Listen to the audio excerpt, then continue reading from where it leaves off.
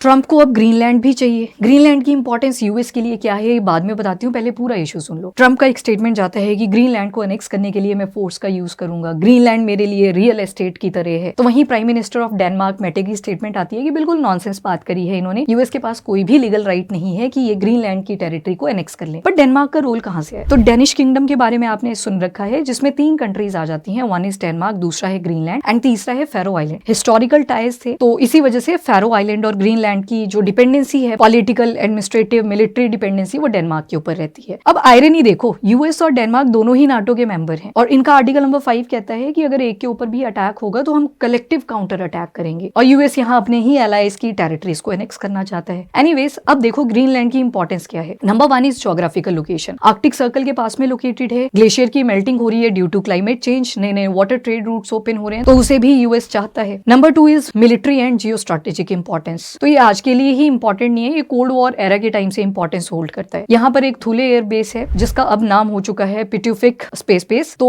Defence के purpose से US इसे यूज कर रहा था ताकि सोवियत यूनियन के ऊपर चेक रखा जा सके कि कोई मिसाइल तो नहीं वहां से आ रही, कोई स्पेस ऑब्जेक्ट तो नहीं आ रहा, या फिर कोई शिप तो नहीं अटैक करने के लिए यूएस को आ रही। शॉर्टेस्ट डिस्टेंस था इसी वजह से। अब कल को यूएस क्लेम ना करेगी ये टेरिटरी मुझे बिलोंग करती है, तो यहाँ पर एक डिफेंस पैक्ट साइन होता है बिटवीन डेनमार्क एंड यूएस, जिसमें बोला गया कि डेनमार्क की ही सॉवरेंटी रहेगी ग्रीनलैंड के ऊपर, पर डिफेंस पर्पस से यूएस इस एयरबेस को यूज करेगा और जो भी नाटो के मेंबर्स हैं उनके लिए कलेक्टिव डिफेंस सिस्टम के लिए यूज होगा। तो ये सिर्फ यूएस की प्रोटेक्शन के लिए नहीं था, ये सारे ही जो आज के टाइम पे 32 मेंबर्स हैं नाटो के, वो उन सभी की प्रोटेक्शन के लिए डिफेंस सिस्टम बना। थर्ड मोस्ट इंपॉर्टेंट एडवांटेज जो ग्रीनलैंड की है वो है वहां के मिनरल रिसोर्सेज। क्रिटिकल मिनरल्स देख लीजिए, strategic minerals, rare earth element, सारे ही ग्रीनलैंड के कोस्टल एरियाज पे मिल जाते हैं। और आज का टाइम इमर्जिंग टेक्नोलॉजी का है, इलेक्ट्रिकल व्हीकल्स बनाए जा रहे हैं, स्पेस टेक में ये सारे मिनरल्स यूज हो रहे हैं, बैटरी बनाने के लिए, सेमीकंडक्टर बनाने के लिए, तो यूएस इनको भी खाना चाहता है। और जितने भी ये मिनरल्स हैं, चाइना आज के टाइम पे लीडिंग सप्लायर बन चुका है, तो चाइना को भी टैकल करना है, मिनरल की जो रेस लग रखी है। इसके बाद आप मुझे बताओ, ग्रीनलैंड का जो एरिया है वो मेजॉरिटी आइस के साथ कवर्ड है, तो इसे ग्रीनलैंड क्यों कहा गया?